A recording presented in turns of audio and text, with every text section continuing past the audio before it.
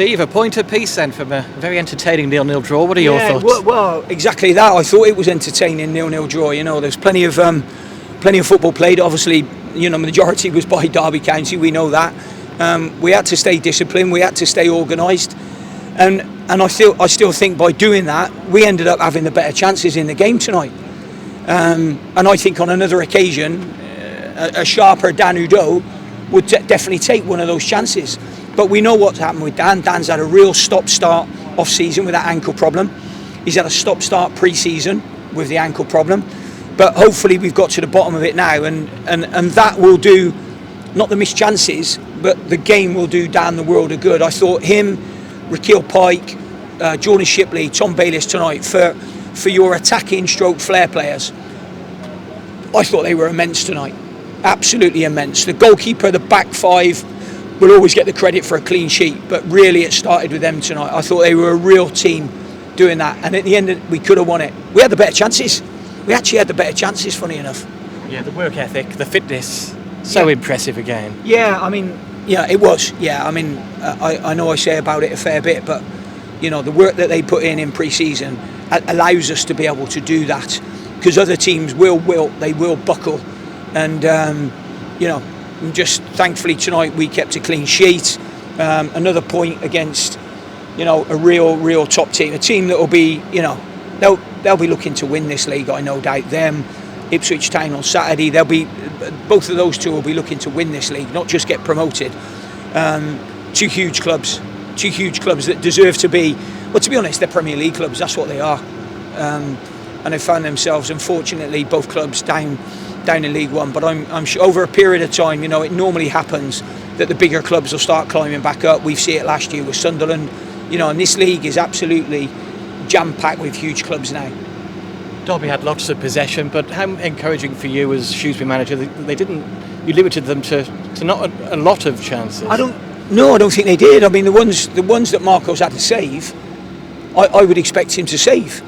You know, I thought, yeah. I mean, when I look at how many looks they've had at our goal, they haven't had many for a team that had obviously the bulk of the possession tonight. So that was really pleasing, because I think that, you know, on Saturday we gave Wickham too much of a look at our goal, and we didn't give them a look tonight.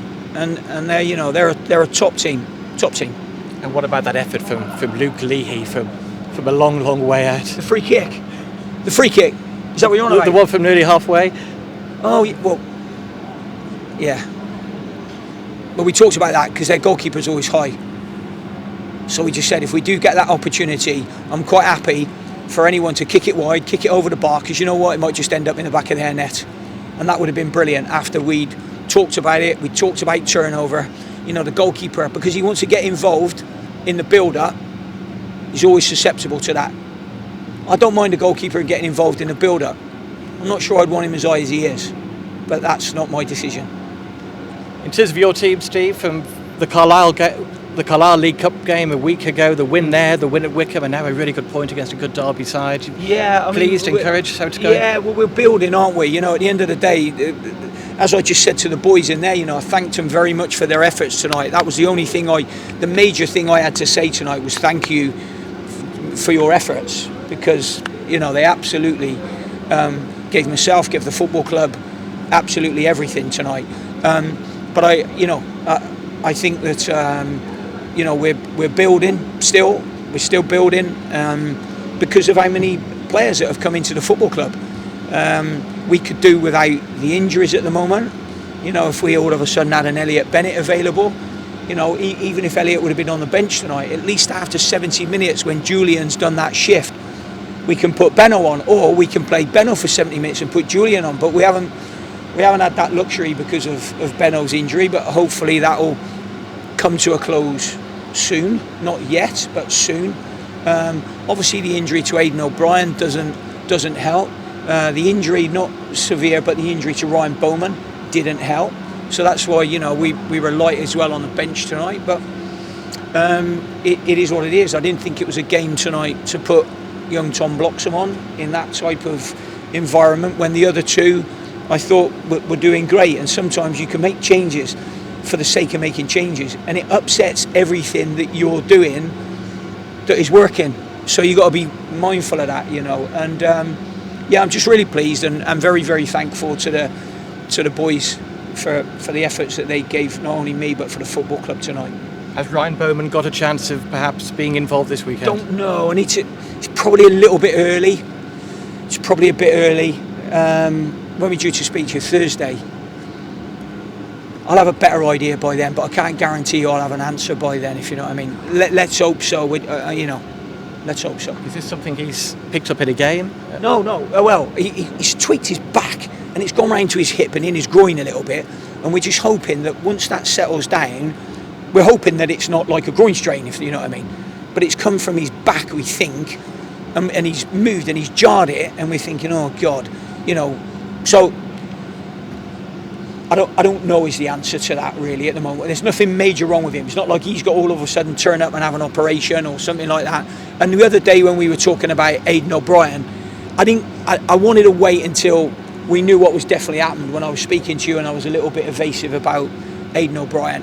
We needed to know what was going on. So I apologise if that offended you the other day, but the only apology you'll ever get out of me, so you may as well make the most of it. He had an operation, didn't he? Yeah. Yesterday. Yeah. Any idea how long he might be out for? Was it difficult? 6 weeks, probably. 6 weeks, but he might be back in 6 weeks. So let's just see how it goes. He's obviously he's had the operation. It went well, so that's good. He's now got to have the dressing on, and obviously the first week he's got to really take it easy for the first week. So we'll see where we are once the second week comes and what we feel as though we can get him to do, and then after 3 to 4 weeks then we should be able to start stepping him up a little bit, but it's going to be a little bit longer. There's nothing we can do about it, but we wish you well. Good point tonight. Thanks for your time, Steve. Yeah, thank you.